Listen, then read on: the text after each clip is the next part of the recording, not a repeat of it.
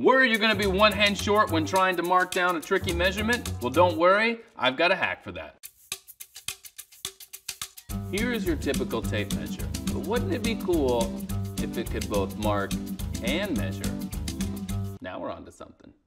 To make it, you're gonna need one of these. It's called a safety hasp, and it comes with this hinged portion, but we're gonna pop the hinge off and just use this part. Using a pair of needle nose pliers, grab the hinge pin and lift it out. Voila, and now this hack is becoming unhinged. My pencil can't go in there just yet. I've got to open this hole up. To make it fit, we have to use this punch, and we're gonna hammer it to widen out the hole. Once you get the hole widened out, your pencil can slip right inside. Once that's in, grab a pair of pliers and crimp it. Now all I have to do is replace my belt clip with this newly made pencil holder. Doctor, removing belt clip. Check. Belt clip. What belt clip? Pencil holder. Install. Attach it using a screw and 2 washers. And just like that, you've made an awesome new tool that's super cool, super pro.